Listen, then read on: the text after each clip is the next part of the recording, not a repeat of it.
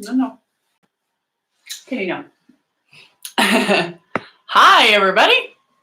How is it going? Yes, this is a special report from the Mueller Report on Weed with Amy. This is a special for the whistleblower complaint that was declassified and released today. So I figured, why not? Let's read through it. And of course, the best way to do it is to do it high as hell. Yay! But before I get into that, I just want to say, man, shit is popping off. Okay, so we're all in this together, and I don't necessarily want to make too much light of it, what's going on, but man, this is unprecedented and has never been seen. And Nixon did way less and got way worse. So I am amazed by how brazen this whole thing is. But we'll get into that in just a second. But first, I want to thank so much Kelly Turner.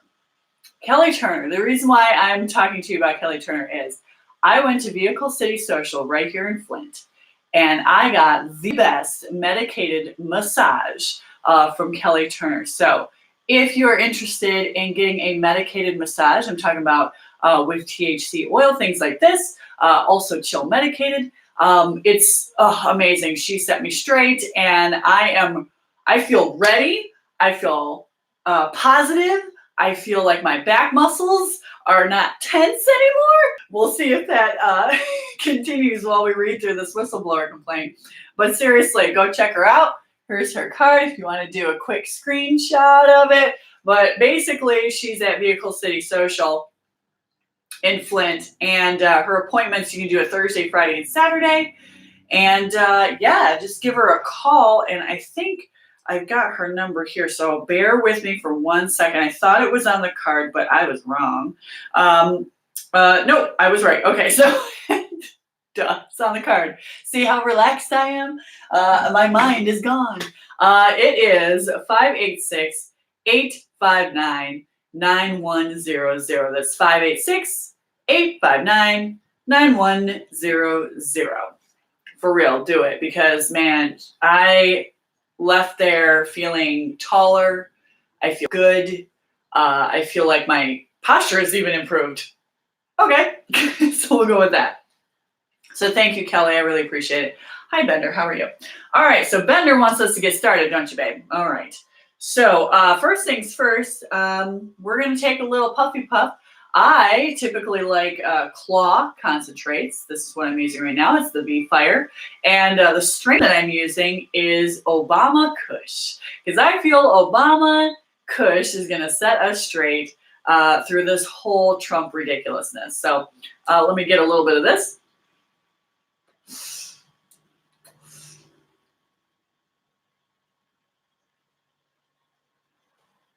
Smooth. Oh, okay. All right. Well, my cat is joining the party, apparently. This is Bender. Hi, Bender. All right. So we've taken a little bit. We've had our massage from Kelly at Vehicle City Social. We are good. Oh, okay. And the cat has decided to run over that way and try to get into my McFlurry. That's not cool. All right. So I'm going to set this down. There are two papers that we're talking about. One is dated August 12th, 2019. The other one is dated August 26th, 2019. The first one is the actual complaint, which we will go through first. And the second one is to the Office of the Inspector General of the Intelligence Community. It's to Joseph McGuire, Director of National Intelligence, the acting one.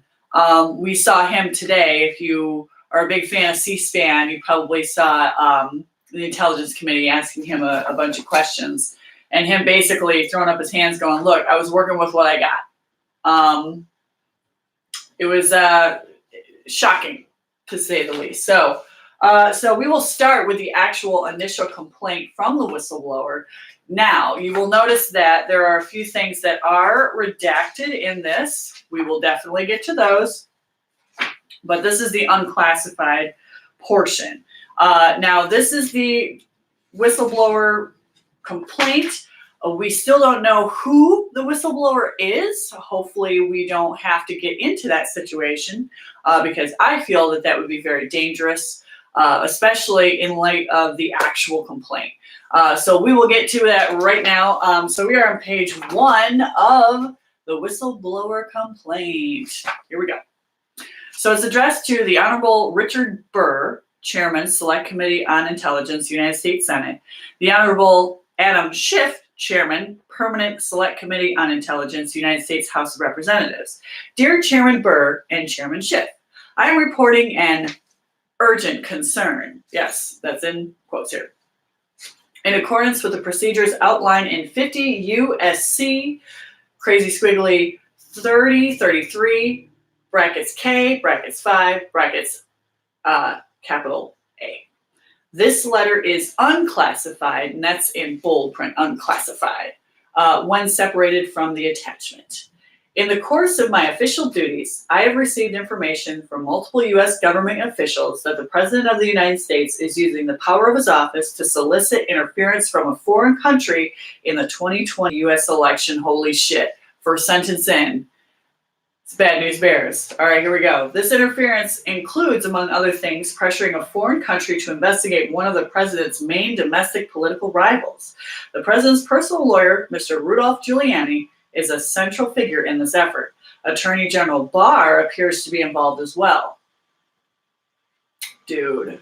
All right, so we've got some bullet points here. Bullet point number 1. Over the past 4 months, more than half a dozen U.S. officials have informed me of various facts related to this effort.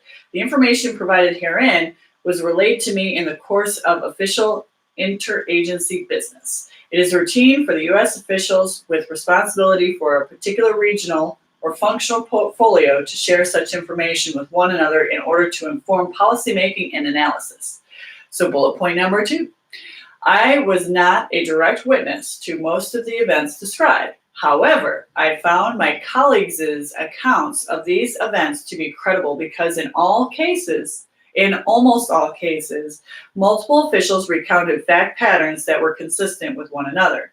In addition, a variety of information consistent with these private accounts has been reported publicly. All right, so now we're down to another paragraph. I'm deeply concerned that the actions described below constitute a serious or flagrant problem, abuse, or violation of law or executive order. What? That does not include differences of opinions concerning public policy matters.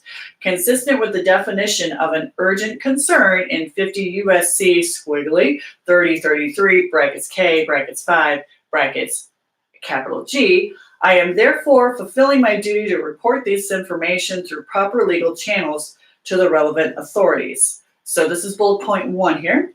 I am also concerned that these actions pose risks to U.S. national security and undermine the U.S. government's efforts to deter and counter foreign interference in U.S. elections. All right, this is nitty gritty. Here we go. Page 2. To the best of my knowledge, the entirety of this statement is unclassified when separated from the classified enclosure. I have endeavored to apply the classification standards outlined in Executive Order EO 13526 and to separate out information that I know or have reason to believe is classified for national security purposes. Okay. Indent, bullet point. If a classification marking is applied retroactively, I believe it is incumbent upon the classifying authority to explain why such a marking was applied and to which specific information it pertains. So we're on Roman numeral 1. This is in bold. The 25th July presidential phone call. Now remember, before this was released, we had a memo basically from the White House and what was in this July 25th call. It did not look well in that aspect. So this should be interesting to see more in this. Sorry, a little break. I feel like I need more of this. Just a little bit. All right, whew, here we go. Early in the morning of 25 July, the president spoke by phone with Ukrainian President, oh boy, Volodymyr Zelensky. Volodymyr Zelensky. Okay, there's a lot of Y's and Z's. There's a lot. So please bear with me. I do not know which side initiated the call. This was the first publicly acknowledged call between the two leaders since a brief congratulatory call from Mr. Zelensky when won the presidency on 21st April. Multiple White House officials with direct knowledge of the call informed me that after an initial exchange of pleasantries, the president used the remainder of the call to advance his personal interests. Namely, he sought to pressure the Ukrainian leader to take actions to help the president's 2020 re-election bid. According to the White House official who had direct knowledge of the call, the president pressured Mr. Zelensky to inter alia, and then we've got some bullet points here. Bullet point 1, initiate or continue an investigation into the activities of former Vice President Joseph Biden and his son, Biden. Bullet point 2, assist in purportedly uncovering the allegations of Russian interference in the 2016 U.S. presidential election organized in Ukraine, with a specific request that the Ukrainian leader locate and turn over servers used by the Democratic National Committee, DNC, and examined by the U.S. cybersecurity firm CrowdStrike, which initially reported that Russian hackers had penetrated the DNC's networks in 2016. And, bullet point 3, meet or speak with two people the president named explicitly as his personal envoys on these matters, Mr. Giuliani and Attorney General Barr, to whom the president referred multiple items in tandem. So this is not only crazy Rudy Giuliani, but the Attorney General, General Barr. Oh, man. All right, page 3. Yeah, okay. These guys are so brazen. Like, wow. Okay, I'm sorry. We're on page 3 now of the, how many page report is this? Like 10, I think. I just want to double check. Yeah, about 10. About 10. The president also praised Ukraine's Prosecutor General, Mr. Yuri Lutensky. I know I'm butchering that, and I apologize. And suggested that Mr. Zelensky might want to keep him in his position. Note, starting in March 2019, Mr. Lutensky made a series of public allegations, many of which he later walked back, about the Biden family's activities in Ukraine, Ukrainian officials' purported involvement in the 2016 U.S. election, and the activities of the U.S. Embassy in Kiev. See part 4 for additional context. Okay, we're going to get into that in a second. The White House officials who told me this information were deeply disturbed by what had transpired in the phone call. They told me that there was already a discussion going on with the White House lawyers about how to treat the call because of the likelihood in the officials' retelling that they had witnessed the president abuse his office for personal gain. The Ukrainian side was the first to publicly acknowledge the phone call. On the evening of 25th July, a readout was posted on the website of the Ukrainian president that contained the following line, translation from original Russian language readout. Here's a bullet point, and this is quotes. Donald Trump expressed his conviction that the new Ukrainian government will be able to quickly improve Ukraine's image and complete the investigation of corruption cases that have held back cooperation between Ukraine and the United States. So now we're back in our paragraph. Aside from the above-mentioned cases purportedly dealing with the Biden family in the 2016 U.S. election, I was told by White House officials that no other cases were discussed. Based on my understanding, there was approximately a dozen White House officials who listened to the call, a mixture of policy officials and duty officers in the White House Situation Room, as is customary. The officials I spoke with told me that participation in the call had not been restricted in advance because everyone expected it would be a routine call with a foreign leader. I do not know whether anyone was physically present with the president during the call. All right, so We got some bullet points here. In addition to White House personnel, I was told the State Department official, Mr. T. Ulrich Brenchbuhl, also listened in on the call. I'm sorry if I mix up these names. I was not the only non-White House official to receive a readout of the call. Based on my understanding, multiple State Department and Intelligence Community officials were also briefed on the contents of the call as outlined above. So now we're at Roman numeral 2, efforts to restrict access to records related to the call. Paragraph 1. In the days following the phone call, I learned from multiple U.S. officials that senior White House officials had intervened to lock down all records of the phone call, especially the official word-for-word transcript of the call that was produced, as is customary, by the White House Situation Room. This set of actions underscored to me what White House officials understood the gravity of what had transpired in the call. Bullet point 1, White House officials told me that they were directed by White House lawyers to remove the electronic transcript from the computer system in which such transcripts are typically stored for coordination, finalization, and distribution to cabinet level officials. And we're on page 4, bullet point 2. Instead, the transcript was loaded into a separate electronic system that is otherwise used to store and handle classified information of an especially sensitive nature. One White House official described this act as an abuse of this electronic system because the call did not contain anything remotely sensitive from a national security perspective. I do not know whether similar measures were taken to restrict access to other records of the call, such as contemporaneous handwritten notes taken by those who listened in. Roman numeral 3, ongoing concerns. This is horrible. Oh my gosh.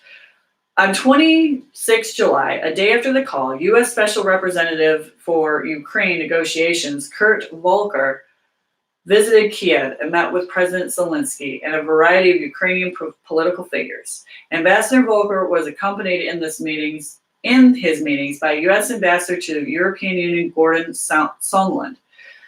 Based on multiple readouts of these meetings recounted to me by various U.S. officials, Ambassadors Volker and Sondland repeatedly provided advice to the Ukrainian leadership about how to investigate the demands that the president had made of Mr. Zelensky. I also learned from multiple U.S. officials that on or about 2 August, Mr. Giuliani reportedly traveled to Madrid to meet with one of President Zelensky's advisors, Andriy Yermak. The U.S. officials characterized this meeting, which was not reported publicly at the time, as a direct follow-up to the president's call with Mr. Zelensky about the cases they had discussed. Bullet point 1. Separately, multiple U.S. officials told me that Mr. Giuliani had reportedly privately reached out to a variety of other Zelensky advisors, including Chief of Staff Audrey oh man, I wish I knew Russian names or Ukrainian names. Andriy Bodan. Okay. An acting chairman of the Security Service of Ukraine, Ivan Bakanov. I do not know whether those officials met or spoke with Mr. Giuliani, but I was told separately by multiple U.S. officials that Mr. Yermak and Mr. Baganov intended to travel to Washington in mid-August. On 9 August, the president told reporters, I think President Zelensky is going to make a deal with President Putin and he will be invited to the White House. And we look forward to seeing him. He's already been invited to the White House and he wants to come, and I think he will. He's a very reasonable guy. He wants to see peace in Ukraine, and I think he will be coming very soon, actually. What in the hell? Okay. This is crazy. Roman numeral 4. Circumstances leading up to 25 July presidential phone call. Beginning in late March 2019, a series of articles appearing in an online publication called The Hill. In these articles, several Ukrainian officials, most notably Prosecutor General Yuri Lutsenko made a series of allegations against other Ukrainian officials and current and former U.S. officials. Mr. Lysenko and his colleagues allege, inter alia, okay, so now we're going to page 5, bullet point 1, that they possessed evidence that Ukrainian officials, namely head of the National Anti-Corruption Bureau of Ukraine, Artem Sinsinsky, and member of parliament Sergei Lachenko, had interfered in the 2016 U.S. presidential election, allegedly in collaboration with the DNC and U.S. Embassy in Kiev. Oh boy. That the U.S. Embassy in Kiev, specifically U.S. Ambassador Marie Yakonovich, who had criticized Mr. Lysenko's organization for its poor record of fighting corruption, had allegedly obstructed Ukrainian law enforcement agencies' pursuit of corruption cases, including by providing a do not prosecute list, and had blocked Ukrainian prosecutors from traveling to the United States expressly to prevent them from delivering their evidence about the 2016 U.S. election, and that former Vice President Biden had pressured former Ukrainian President Petro Poroshenko in 2016 to fire then Ukrainian Prosecutor General Viktor Shokin in order to squash a purported criminal probe into Burisma Holdings, a Ukrainian energy company on whose board the former vice president's son, Hunter, sat. In several comments, Mr. Lysenko also stated that he wished to communicate directly with Attorney General Barr on these matters. The allegations by Mr. Lysenko came on the eve of the first round of Ukraine's presidential election on 31 March. By that time, Mr. Lysenko's political patron, President Poroshenko, was trailing Mr. Zelensky in the polls and appeared likely to be defeated. Mr. Zelensky had made known his desire to replace Mr. Lysenko as Prosecutor General. On 21 April, Mr. Poroshenko lost the runoff to Mr. Zelensky by a landslide. See enclosed for additional information. Okay, so we're going to page 6 now. It was also publicly reported that Mr. Giuliani had met on at least 2 occasions with Mr. Lysenko, once in New York in late January and again in Warsaw in mid-February. In addition, it was publicly reported that Mr. Giuliani spoke in late 2018 to former Prosecutor General Shokin in a Skype call arranged by 2 associates of Mr. Giuliani. On 25th April, in an interview with Fox News, the president called Mr. Lysenko's claims big and credible and stated that the Attorney General would want to see this. Weird. On about 29 April, I learned from U.S. officials with direct knowledge of the situation that Ambassador Lysenko had been suddenly recalled to Washington by senior State Department officials for consultations and would most likely be removed from her position. Around the same time, I also learned from a U.S. official that associates of Mr. Giuliani were trying to make contact with the incoming Zelensky team. On 6 May, the State Department announced that Ambassador Yovanovich would be ending her assignment in Kiev as planned. However, several U.S. officials told me that, in fact, her tour was curtailed because of pressure stemming from Mr. Lysenko's allegations. Mr. Giuliani subsequently stated in an interview with a Ukrainian journalist published on 14 May that Ambassador Yovanovich was removed because she was part of the efforts against the president. What? On 9 May, the New York Times reported that Mr. Giuliani planned to travel to Ukraine to press the Ukrainian government to pursue an investigation that would help the president in his 2020 election bid. In his multitude of public statements leading up to and in the wake of the publications of this article, Mr. Giuliani confirmed that he was focused on encouraging Ukrainian authorities to pursue investigations into alleged Ukrainian interference in the 2016 U.S. election and alleged wrongdoing by the Biden family. On the afternoon of 10 May, the president stated in an interview with Politico that he planned to speak with Mr. Giuliani about the trip. A few hours later, Mr. Giuliani publicly canceled his trip, claiming that Mr. Zelensky was surrounded by enemies of the U.S. president and the United States. What? So on 11 May, Mr. Lysenko met for 2 hours with President-elect Zelensky, according to a public account given several days later by Mr. Lysenko.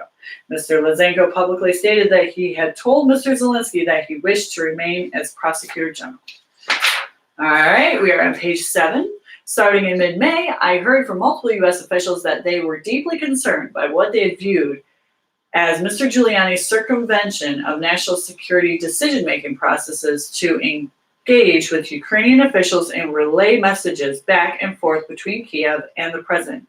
These officials also told me, oh boy, bullet point 1, that State Department officials, including Ambassadors Volker and Solon, had spoken with Mr. Giuliani in an attempt to contain the damage to U.S. national security, and that Ambassadors Volker and Solon during this time period met with members of the new Ukrainian administration and, in addition to discussing policy matters, sought to help Ukrainian leaders understand and respond to the differing messages they were receiving from official U.S. channels on the one hand, and from Mr. Giuliani on the other. Holy shit. Time out for like 2 seconds. I want to have some on McFlurry.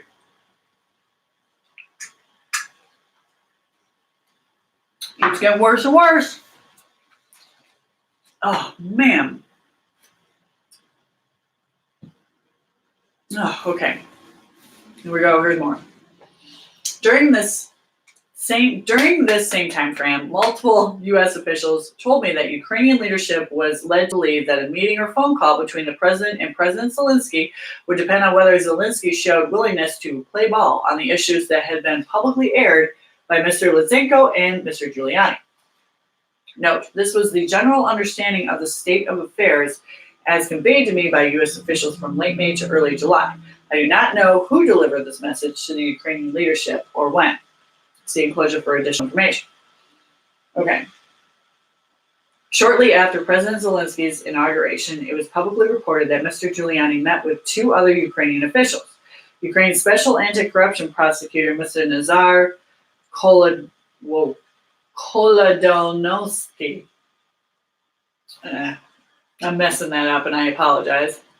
And former Ukrainian diplomat named Andriy Telehonsko. And okay, so K Money, T Money. Okay, let's go with that. Both Mr. K Money and Mr. T Money are allies of Mr. Lysenko and made similar allegations in the above-mentioned series of articles in The Hill. On 13 June, the president told ABC's George Stephanopoulos that he would accept damning information on his political rivals from a foreign government. Oh, dude, I remember that. On 21 July, my birthday, Mr. Giuliani tweeted, "New prez of Ukraine still silent on investigation of Ukrainian interference in 2016 and alleged Biden bribery of Poroshenko. Time for leadership and investigate both if you want to purge how Ukraine was abused by Hillary and Clinton people." So craziness. In mid-July, I learned of a sudden change of policy with respect to U.S. assistance for Ukraine. See enclosure for additional information. So it says enclosure, it says classified appendix. So we're going to move on to the next page here.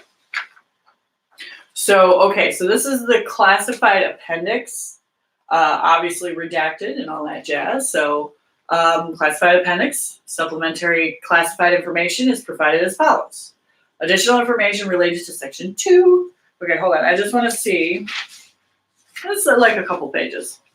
According to multiple White House officials I spoke with, the transcript of the president's call with President Zelensky was placed into a computer system managed directly by the National Security Council Directorate for Intelligence Programs. This is a standalone computer system reserved for code word level intelligence information, such as covert action. According to information I received from White House officials, some officials voiced concerns internally that this would be an abuse of the system and was not consistent with the responsibilities of the Directorate for Intelligence Programs. According to White House officials I spoke with, This was not the first time under this administration that a presidential transcript was placed in this code word level system solely for the purpose of protecting it politically sensitive rather than national security sensitive information. Holy shit. So, gosh dang it. Additional information related to section 4. So it's just a big old paragraph redacted. Okay, so next thing, I would like to expand upon 2 issues mentioned in section 4 that might have a connection with the overall effort to pressure the Ukrainian leadership. As I do not know definitively whether the below mentioned decisions are connected to the broader efforts I describe, I have chosen to include them in the classified annex if they indeed represent genuine policy deliberations and decisions formulated to advance U.S. foreign policy and national security. One might be able to make a reasonable case that the facts are classified. And then we got bullet point 1. I learned from U.S. officials that on or around 14th May, the president instructed Vice President Pence to cancel his planned travel to Ukraine to attend President Zelensky's inauguration on 20 May. Secretary of Energy Rick Perry led the delegation instead. According to these officials, it was also made clear to them that the president did not want to meet with Mr. Zelensky until he saw how Zelensky chose to act in office. I do not know how this guidance was communicated or by whom. I also do not know whether this action was connected with the broader understanding described in the unclassified letter that a meeting or phone call between the president and the President Zelensky would depend on whether Zelensky showed intelligent willingness to play ball on the issues that had been publicly aired by Mr. Lutsenko and Mr. Giuliani. Oh my gosh. Okay, continuing on. 18th July at an Office of Management and Budget OMB official informed departments and agencies that the president earlier that month had issued instructions to suspend all U.S. security assistance to Ukraine. Neither OMB nor the NSC staff knew why this instruction had been issued. During interagency meetings on 23rd July and 26th July, OMB officials again stated explicitly that the instruction to suspend this assistance had wholly come directly from the president.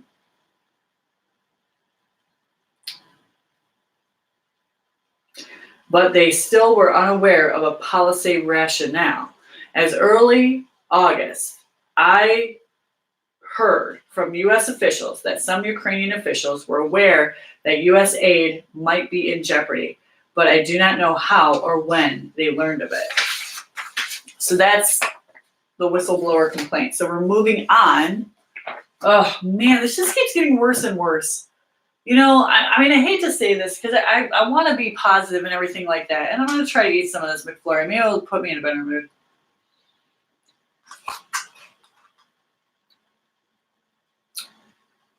No, I'm just kidding. It actually is. But this corruption runs so deep and it ensnares so many people. And it looks like even not only Donald Trump, but the Vice President Pence, Attorney General Barr, friggin' Giuliani, like, it just keeps getting worse and worse and worse. I'm going to take a little bit of this. Does that deserve it? I'm kidding. All right. So now we're moving on to, this was dated August 26th, 2019. This looks to be it says, excuse me.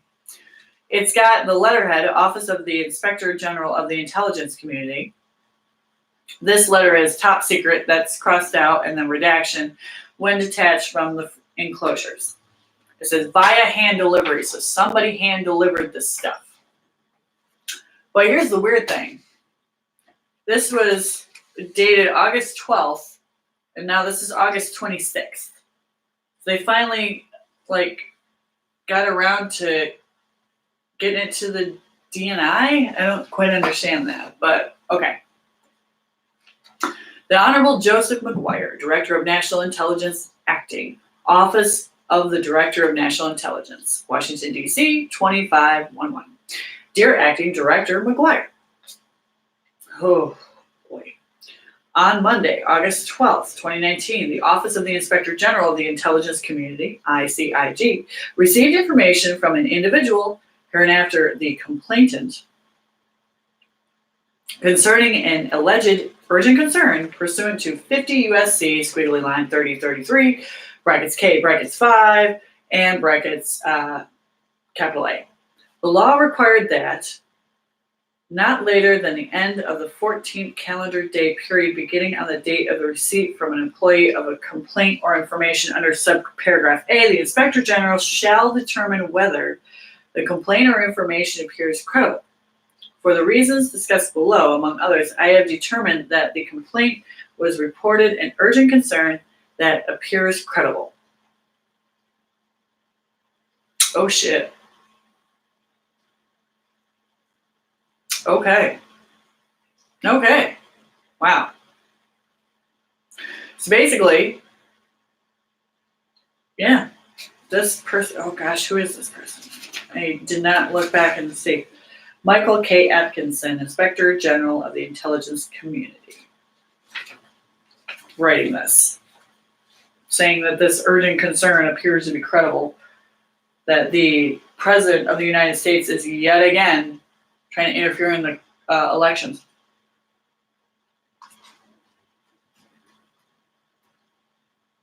He's in it for himself. Traitor. Sorry, we'll continue. I apologize. It's just crazy. It's crazy. It is crazy that this is happening. Never in a million years. I'm so brazen about it, too. All right, so we're still on page 1. Sorry. Second paragraph. As you know, the ICIG is authorized to, among other things, receive and investigate complaints or information from any person concerning the existence of an activity within the authorities and responsibilities of the Director of National Intelligence constituting a violation of laws, rules, or regulations, or mismanagement, gross waste of funds, abuse of authority, or a substantial and specific danger to the public health and safety. In connection with that authority, an employee of an element of the intelligence community, an employee assigned or detailed to an element of the intelligence community, or an employee of a contractor to the intelligence community who intends to report to Congress a complaint or information with respect to an urgent concern may report such complaint or information to ICIG. Okay. And then we've got some redactions. It says classified by, derived from, declassify on. So there's some redactions here. So we are on page 2 now of this letter. The term urgent concern is defined in relevant part as a serious or flagrant problem, abuse, violation of law. Siri, I didn't ask you. Siri, it's okay. I'm fine. Yes, I'm not allowed to be frivolous. Okay, Siri, girl, I don't. No. Hey, I'm sorry. Bender's trying to knock over everything. Don't do that. Anyway, we're doing the term urgent concern. A series of flagrant problem, abuse, violation of law or executive order or deficiency relating to the funding, administration, or operation. Sorry, I couldn't quite hear you. Why? Please repeat what you said. Why are you asking me questions? We were talking about you, not me. Is this the FBI? Siri, is this the FBI? It shut off. What? What? Oh. What? Okay. We're continuing, damn it. That's that's fucked up. That's really fucked up. Okay, anyway. We're talking about urgent concern. Director of National Intelligence involving classified information, but does not include differences of opinions concerning public policy matters. Next paragraph. The complainant's identity is known to me. As allowed by law, however, the complainant has requested that the ICIG not disclose the complainant's identity at this time. For your information, the complainant has retained an attorney, identified the attorney to the ICIG, and requested that the attorney be the complainant's point of contact in subsequent communications with the Congressional Intelligence Committees on this matter. Woo! Okay. As part of the complainant's report to the ICIG of information with respect to the urgent concern, the complainant included a letter addressed to the Honorable Richard Burr, Chairman, U.S. Senate Select Committee on Intelligence, and Honorable Adam Schiff, Chairman, U.S. House of Representatives Permanent Select Committee on Intelligence. Herein, the complainant's letter. The complainant's letter referenced a separate classified appendix containing information pertaining to the urgent concern, hereinafter the classified appendix, which the complainant was also provided to ICIG, and which the complainant intends to provide to Chairman Burr and Schiff. The ICIG attaches hereto the complainant's letter addressed to Chairman Burr and Schiff and the classified appendix. The ICIG has informed the complainant that the transmittal of information by the Director of National Intelligence related to the complainant's report to the Congressional Intelligence Committees, as required by 50 U.S.C. squiggly 3033 K5Z, may not be limited to Chairman Burr and Schiff. The complainant's letter and classified appendix delineate the complainant's information pertaining to the urgent concern.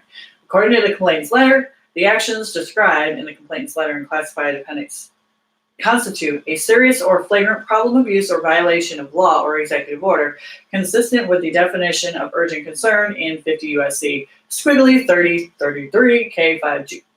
Upon receiving the information reported by the complainant, the ICG conducted a preliminary review to determine whether the report constituted an urgent concern under 50 U.S.C. squiggly 3033 K5. As part of the preliminary review, the ICIG confirmed that the complainant is an employee of an element of the intelligence community, an employee assigned or detailed to an element of the intelligence community, or an employee of a contractor to the intelligence community. The ICIG also confirmed that the complainant intends to report to Congress that the complainant's information relating to the urgent concern. As stated above, to constitute an urgent concern under 50 U.S.C. squiggly 3033 K5GI, the information reported by the complainant must constitute a serious or flagrant problem of use, violation of law or executive order, or deficiency relating to funding, administration, or operation of an intelligence activity within the responsibility and authority of the Director of National Intelligence involving classified information. Here, the complainant's letter alleged, among other things, that the President of the United States, in a telephone call with Ukrainian President Vladimir Zelensky on July 25, 2019, sought to pressure the Ukrainian leader to take actions to help the president's 2020 re-election bid. U.S. laws and regulations prohibit a foreign national, directly or indirectly, from making a contribution or donation of money or other thing of value, or make an express or implied promise to make a contribution or donation in connection with a federal, state, or local election. Similarly, U.S. laws and regulations prohibit a person from soliciting, accepting, or receiving such a contribution or donation from a foreign national, directly or indirectly, in connection with federal, state, or local elections. Further, in the ICIG's judgment, alleged conduct by a senior U.S. public official to seek foreign assistance to interfere in or influence a federal election could constitute a serious or flagrant problem or abuse. Under 50 U.S.C. squiggly 3033 K5GI, which would also potentially expose such a U.S. public official or others acting in concert with the U.S. public official to serious national security and counterintelligence risks with respect to foreign intelligence services aware of such alleged conduct. In addition, the Director of National Intelligence has responsibility and authority pursuant to federal law and executive orders to administer and operate programs and activities related to potential foreign interference in a United States election. Among other responsibilities and authorities, subject to the authority, direction, and control of the President, the Director of National Intelligence shall serve as the head of the intelligence community, act as the principal advisor to the President, to the National Security Council, and to the Homeland Security Council for intelligence matters related to national security, and shall oversee, directed the implementation of the National Intelligence Program and execution of the National Intelligence Program budget. Further, United States intelligence community, under the leadership of the Director of National Intelligence, shall collect information concerning and conducting activities to protect against intelligence activities directed against the United States. More recently, and in issuing Executive Order 31848, imposing certain sanctions in the event of foreign influence in a United States election, September 12, 2018, President Trump stated the following regarding foreign influence in United States elections.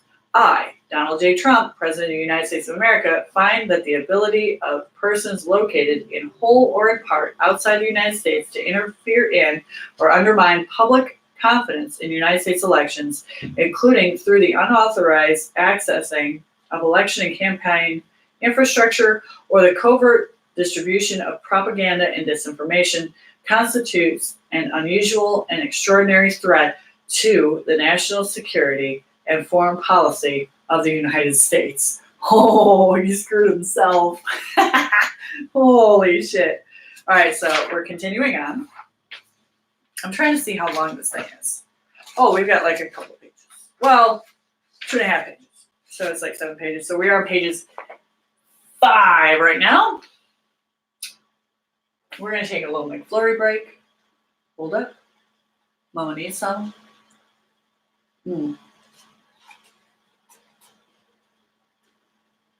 Oh, I got the munchies. Hey, buddy. No, you can have my McFlurry. That's fine. All right, page 5. Here we go. You gonna come up here or what? Come on. Get in this lap. All right. Okay. Sit down. Most recently, on July 19th, 2019, as part of the Director of National Intelligence Responsibility and Authority to administer and operate programs and activities related to potential foreign interference in a United States election, the Director of National Intelligence announced the establishment of the Intelligence Community Election Threats Executive. In the words of the then Director of National Intelligence, Daniel R. Coates, who announced the establishment of the new position within the Office of the Director of National Intelligence, election security is an enduring challenge and a top priority for the IC. A few days later, in an internal announcement for the ODNI, then Director Coates stated, I can think of no higher priority mission than working to counter adversary efforts to undermine the very core of our democratic process. As a result, I have determined that the complainant's information would constitute an urgent concern as defined in 50 U.S.C. 3033 K5GI, provided that I also determine that the information appears credible as required by 50 U.S.C. squiggly 3033 K5B. Based on the information reported by the complainant to the ICIG and the ICIG's preliminary review, I have determined that there are reasonable grounds to believe that the complaint relating to the urgent concern appears credible. The ICIG's preliminary review indicated that the complainant has official and authorized access to the information and sources referenced in the complainant's letter and classified appendix, and that the complainant has subject matter expertise related to much of the material information provided in the complainant's letter and classified appendix. The complainant's letter acknowledges that the complainant was not a direct witness to the president's telephone call with the Ukrainian president on July 25th, 2019. Other information obtained during the ICG's preliminary review, however, supports the complainant's allegation that, among other things, during the call, the president sought to pressure the Ukrainian leader to take actions to help president's 2020 re-election bid. Further, although the ICIG's preliminary review identified some indicia of an arguable political bias on the part of the complainants in favor of a rival political candidate, such evidence did not change my determination that the complaint relating to the urgent concern appears credible, particularly given the other information the ICIG obtained during its preliminary review. Okay.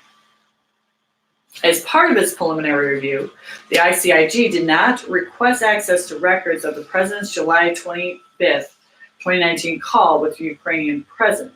Based on the sensitivity of the alleged urgent concern, I direct ICIG personnel preliminary review of the complaint's information. Based on the informed information obtained from the ICIG's preliminary review, I decided that access to records of the telephone call was not necessary to make my determination that the complaint relating to the urgent concern appears credible. In addition, given the time consumed by the preliminary review, together with lengthy negotiations that I anticipated over access to and use of records of the telephone call, particularly for purposes of communicating a disclosure to the Congressional Intelligence Committees, I concluded that it would highly unlikely it would be highly unlikely for the ICIG to obtain those records within the limited remaining time allowed by the statute. I also understood from the ICIG's preliminary review that the National Security Council had already implemented special handling procedures to preserve all records of the telephone call. Nevertheless, the ICIG understands that the records of the call will be relevant to any further investigation in this matter. For your information, the ICIG has sent concurrently with this transmittal a note of a document access request and a document hold notice to the White House counsel, to request access to and the preservation of any and all, records related to the president's telephone call with the Ukrainian president on July 25th, 2019, and alleged related efforts to solicit, obtain, or receive assistance from foreign nationals in Ukraine directly or indirectly in connection with a federal election. The document accesses request and document hold service or hold notice were issued pursuant to ICIG's authority to conduct independent investigations and reviews on programs and activities within the responsibility and the authority of the Director of National Intelligence, which includes the authority for the ICIG to have direct access to all records, reports, audits, reviews, documents, papers, recommendations, or other materials that relate to the programs and activities with respect to which the Inspector General has responsibilities under this section. Okay. Now, having determined that the complaint relating to the urgent concern appears credible, I am transmitting to you this notice of my determination along with the complainant's letter and classified appendix. Upon receipt of this transmittal, the Director of National Intelligence shall, within 7 calendar days of such receipt, forward such transmittal to the Congressional Intelligence Committees, together with any comments the Director considers appropriate. So that's where it wasn't forwarded on, like the next step, it just stalled in the DN. Oh man. Oh, this guy is in trouble too. Oh man. All right. Continuing on, we've got like maybe one paragraph here.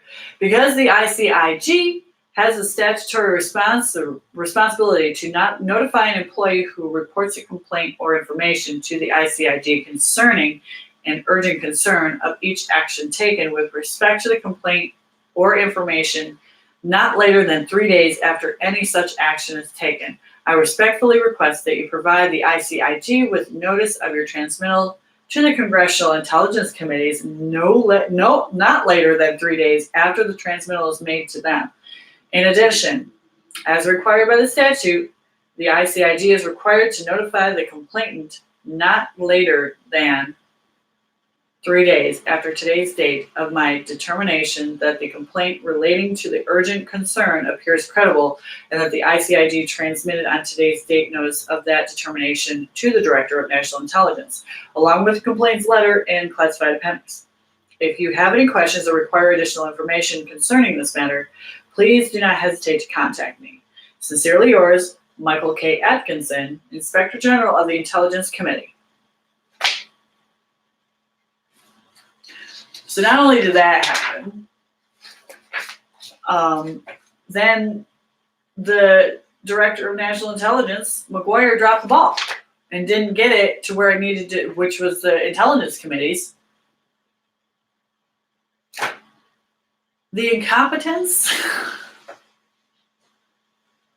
it's the sheer ridiculousness of the corruption plus incompetence. It's,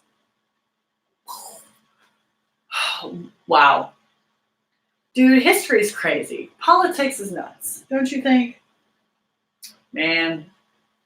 Well, we'll see how this all shakes out, but this does not look good at all. Yikes. Yikes. Yikes. 3 yikeses from me. Oh my gosh. So you can join me for probably another unclassified dump in the next couple of days. I hope not, man. Oh, this week has already been crazy. Or the Mueller report on weed. We do that as well. Boom. So we'll be back with that, the OG, it seems, with this newer information. Oh my gosh. I just want to say that thank you for watching. Thank you for sharing. Thank you for hanging in. And thank you for doing your patriotic duty and trying to figure out what the fuck is going on around here. So thank you for doing that, because not a lot of people do that. So please like, subscribe, share it with your buddies. That would be lovely. And hopefully we can understand what in the world is going on. Because I know there's a lot of people yelling and screaming different talking points, and actually reading the reports and the whistleblower complaints and stuff out loud and understanding what's contained in these reports really, really, really helps. And I hope that it's helped you. So yeah, please share, like, subscribe, all that jazz. And thank you so much. And have an awesome night or day or whenever you decided to watch this. Have a good one. Bye from Bender. He's right here. I'm going to hold you up while I hold this up. Thank you again, and talk to you soon. Bye.